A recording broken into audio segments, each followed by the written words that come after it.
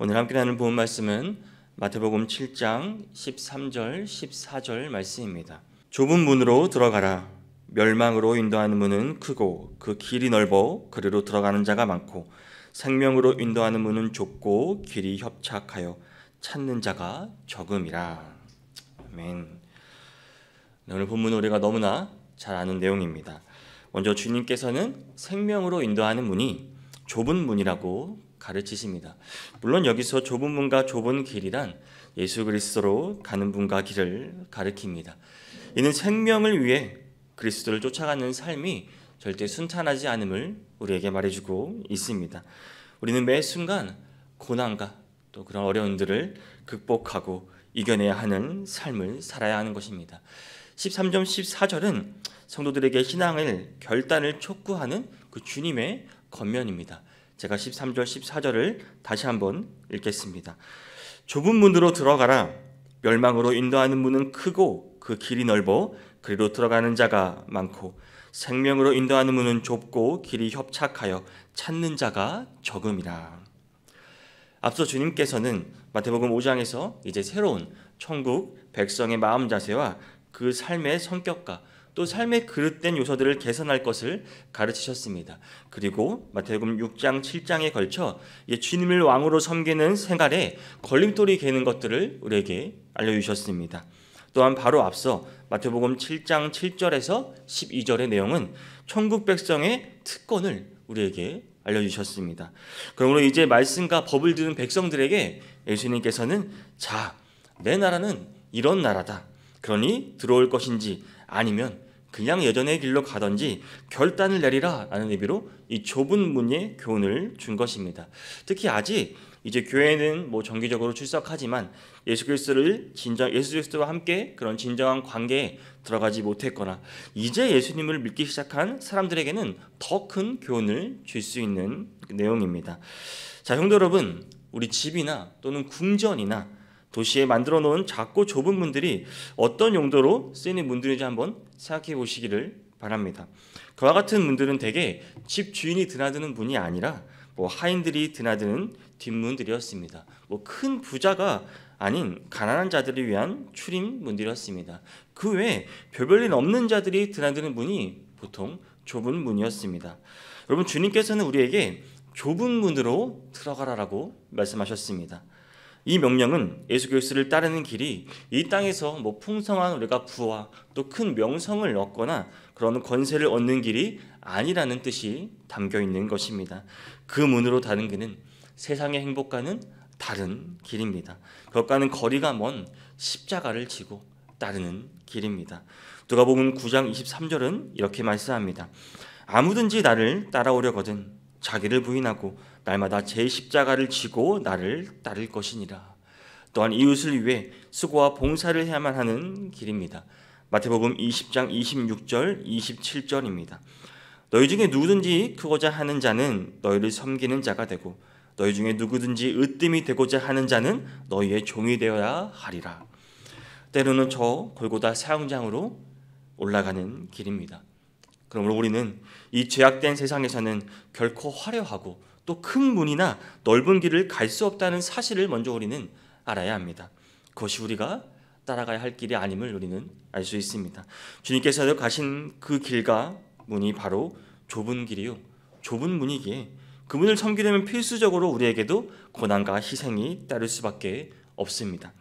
사랑하는 성도 여러분, 되게 좁은 길과 또 외길로 좁은 길은 어디에 있습니까? 그 외길로 가는 길목에 있습니다. 대로처럼 동서남북 사방으로 갈 수 있는 길이 아닙니다. 오직 예수 그리스도의 그 뒤를 쫓아가는 좁은 길을 우리는 따라가야 하는 것입니다. 이 길로 가기를 결단하는 사람만이 그 예수 그리스도의 왕국의 그 그리스도의 백성의 자격을 얻게 될 수 있는 것입니다. 천민, 그 천국으로 가는 그 천국 시민증을 얻을 수 있습니다. 여러분은 어떠신가요? 여러분은 주님 가신 그 길로 가기로 결단을 하셨습니까? 이 결단이 있어야만 우리도 예수 그리스도를 따라 그 천국과 영생과 또 성령 하나님과 우리가 함께하는 삶을 살 수 있는 것입니다. 아직 결단하지 못했다면 여러분 이 시간 결단하시기를 바랍니다. 예수 그리스도와 함께 좁은 문으로 들어가시기를 바랍니다. 여러분, 좁은 문으로 들어가면 상상할 수 없는 큰 세계가 기다리고 있다는 사실을 여러분 알고 계십니까? 주님께서 우리에게 주와 함께 고난받는 문으로 들어가라고 하시는 목적은 우리에게 그 고된 삶을, 그런 아픈 삶을 주시려는 것이 아닙니다.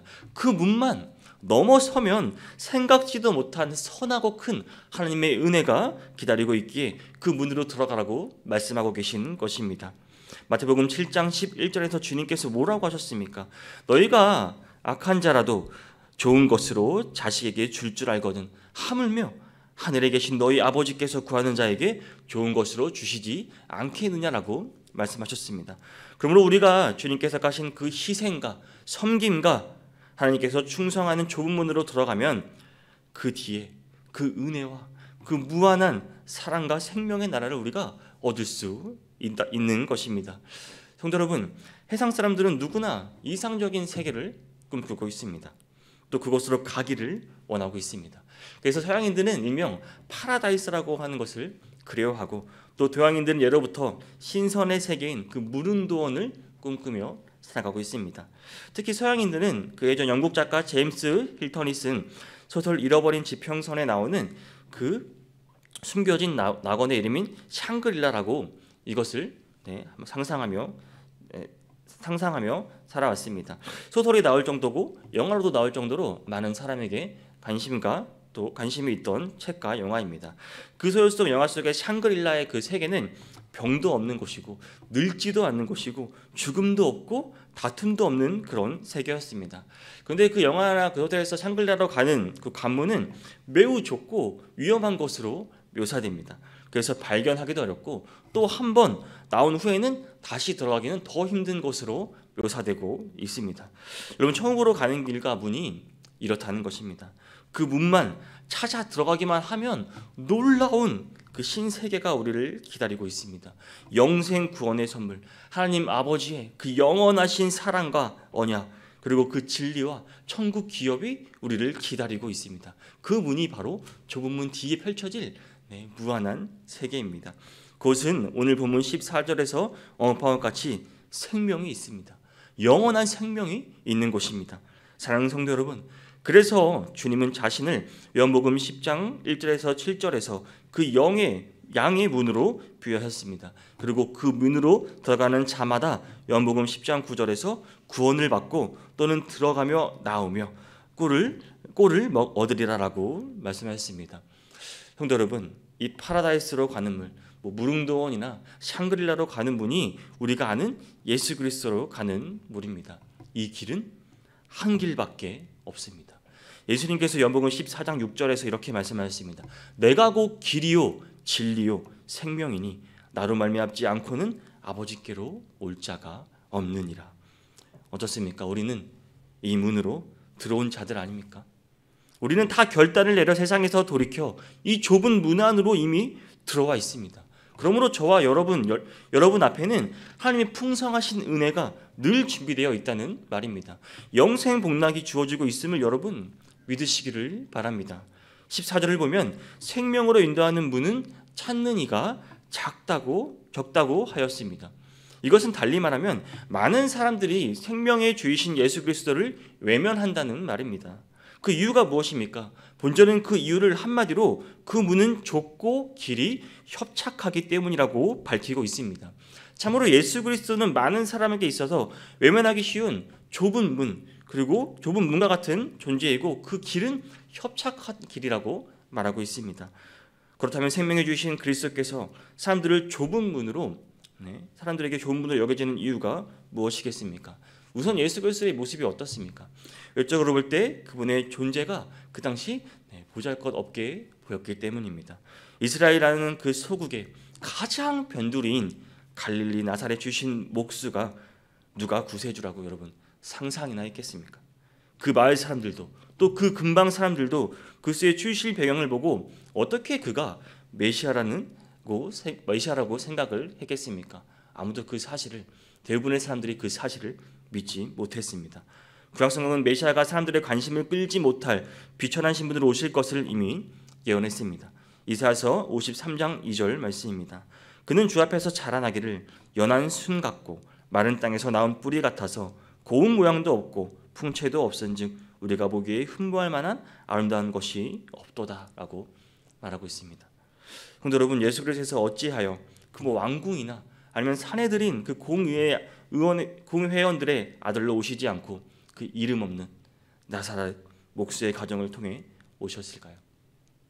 이는 당신의 외적 조건보다 당신이 메시아 되심을 천국 권세를 진정으로 믿는 자들만 당신의 백성들로 삼기 위함이셨습니다. 그래서 약하고 또 천한 우리 같은 자들로 믿게 하시고 천국 백성들을 삼으셔서 훗날 심판의 날에 넓은 길로 다니던 자들을 부끄럽게 만드시려는 예수님의 의도가 있었습니다. 또한 예수 그리스도를 따르려면 섬김 받는 대신 섬겨야 하고 또 받는 대신 우리가 주어야 하는 것입니다. 평안 대신 고난과 수고를 겪어야 하는 것입니다. 세상의 가치와 원리와는 상반된 빛과 소금의 역할을 하여 우리를 또 자기를 희생함으로써 많은 사람들에게 희생함으로 많은 이들이 버린 그 길을 우리가 가야 하는 것입니다. 가룟 유다도 그래서 반역했고 디모데후서 4장 10절에 나오는 그 데마도 세상을 너무나 사랑해서 세상으로 다시 갔다고 성경은 말하고 있습니다. 그래서 주님께서 만들어 놓으신 그 구원의 진리가 너무나 쉽고 오히려 단순해서 많은 사람들이 이 좁은 길을 선택하지 못합니다. 십자가에서 죽은 그 한 사람이 흘린 피가 온 인류의 죄와 사망과 하나님의 진노에서 구원해 줄 것을, 그것을 사람들은 모릅니다. 그것이 진리라는 것을, 이 쉬운 진리를 많은 사람들이 믿지 못하고 있습니다. 그래서 유대인들에게는 그리스도의 십자가가 거리끼는 것이었습니다. 헬라인들에게는 무식한 이론으로 들리는 것이었습니다. 고린도전서 1장 22절에서는 이를 말해줍니다. 우리는 십자가에 못 박힌 그리스도를 전하니 유대인에게는 거리끼는 것이요 이방인에게는 미련한 것이로되라고 말하고 있습니다. 그래서 그리스도의 복음을 유대인들은 또 이단으로 규정하여 전하는 것을 금했고 아테네 사람들은 이것을 비웃고 조롱했습니다. 사랑하는 성도 여러분, 그저 주의 십자가 은혜를 믿기만 하면 이 구원받는다는 기독교의 구원 진리가 그 얼마나 쉽고 단순합니까? 하지만 그러기에 믿지 못하는 사람도 많습니다. 아마 유대교나 다른 종교처럼 어떤 조건을 제시하고 또 우리가 선행을 하거나 공적을 쌓거나 종교적 공로를 요구했다면 믿는 자들이 더 많았을 것입니다. 이렇게 그리스도의 출신과 또 그의 교훈은 그분의 구원 진리가 예상 사람들과 가치관과는 거리가 먼 것이에 좁은 문으로 보이는 것입니다. 그러나 우리는 그리스도의 원초적 신분인 정말 그분이 하나님의 아들이심을 믿고 그분의 십자가 은혜가 구원의 유일한 법과 도임을 믿어야 합니다. 이와 같은 믿음은 결국 우리 스스로 창조한 것이 아니라 그것이 하나님의 선물이라는 사실에 우리가 감사해야 하는 것입니다. 에베소서 2장 8절과 9절 말씀입니다. 너희는 그 은혜에 의하여 믿음으로 말미암아 구원을 받았으니 이것은 너희에게서 난 것이 아니요 하나님의 선물이라. 행위에서 난 것이 아니니 이는 누구든지 자랑하지 못하게 함이라. 여러분, 하나님은 예수 그리스도라는 천국의 최고 보화를 발견할 수 있는 행운을 우리에게 주신 것입니다. 우리는 이것을 발견하고 내 것으로 삶은 것을 정말 우리는 복된 정말 행운이라는 것을 여러분 기억하시기를 바랍니다. 여러분, 결코 쉬운 길이 아닙니다. 그 생명으로 인도하는 문과 길은 너무 좁고 협착하다고 말합니다. 여기서 14절에서 말하는 이 협착하다는 말은 아주 좁아서 한 사람이 겨우 드나들 정도의 크기를 가리킵니다. 여러분, 혹시 감옥에서 탈옥을 주제로 한 영화를 혹시 보셨나요? 그 감옥에서 탈옥하는 자들이 감옥을 뚫고 탈옥하는 통들을 보십시오. 매우 협착합니다. 간신히 자기 몸 하나만 들어갈 정도, 빠져나올 수 있을 정도의 그런 크기입니다. 어떤 영화는 간혹 웃음을 더하기 위해 거구의 탈옥수가 거기 껴서 탈옥을 포기하는 내용도 있습니다. 이처럼 천국으로 갈 수 있는 구원의 통로도 아주 협착하다는 말입니다. 그래서 세상과 얻는 것과 세상의 것들을 가지고 갈 수 있는 곳이 아닙니다. 그러기에 성경을 믿고 따르려면 세상 것들에 대한 미련을 먼저 버릴 것을 말하고 있는 것입니다. 주님도 직접 부자 청년에게 마태복음 19장 21절에서 내가 온전하고다 할진대 가서 내 소유를 팔아 가난한 자들에게 주라. 그리하면 하늘에서 보화가 내게 있으리라. 그리고 와서 나를 따르라 하시니라고 말씀하였습니다. 물론 그 조건을 들은 부자 청년은 자신의 그 소유에 대한 애착을 버리지 못해 좋은 문으로 들어갈 수 없었습니다. 그와 같은 어리석음을 보신 주님은 세상 것을 많이 소유하고 또 그것에 집착하는 이들은 천국에 들어가기가 낙타가 바늘구멍에 통과하는 것보다 더 어렵다고 그러셨습니다. 사랑하는 성도 여러분, 사람은 이 세상의 것들과 하나님의 나라를 모두 차지할 수 없습니다.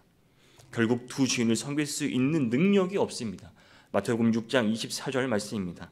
한 사람이 두 주인을 섬기지 못할 것이니 혹 이를 미워하고 저를 사랑하거나 혹 이를 중히 여기고 저를 경히 여김이라. 너희가 하나님과 재물을 겸하여 섬기지 못하느니라고 분명히 말씀하고 있습니다. 세상 것들을 그 부둥켜 아는 자가 어떻게 하늘의 선물까지 받을 수 있는 여력이 있겠습니까? 오직 한 가지를 버리고 우리는 한 가지를 선택해야 합니다. 즉 세상의 부와 명예와 우리의 그런 허영을 버려야만 우리가 그 좁은 문을 통과할 수 있다는 말입니다.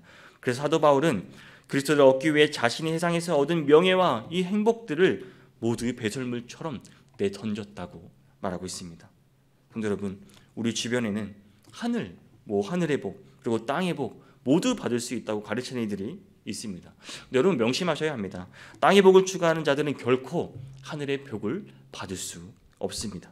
우리는 이 세상에 대한 미련을 십자가에 못 박아 버려야 합니다. 나의 완전한 행복은 완성된 천국에서 누릴 수 있는 것입니다. 이 땅에서는 오직 주와 함께 가시기를 바랍니다. 그것이 진정한 성도의 결단입니다. 사랑하는 성도 여러분, 주가 가신 길은 좁은 길에 실증을 내고 세상의 넓은 길에 관심과 마음을 빼앗기지 마시기를 바랍니다. 우리는 그 주님이 가신 길을 마음으로 다해 바라봐야 합니다. 오직 그 길이 의의 길이고 또 좁은 길로 가는 성도들이 되시기를 바랍니다. 아무리 사탄이 우리를 유혹하고 또 우리를 흔들려고 해도 오직 오늘 하루 살아가실 때 그리스도가 가신 그 길을 따라서 갈 수 있는 우리 모든 성도님들이 될 수 있기를 주님의 이름으로 축복합니다.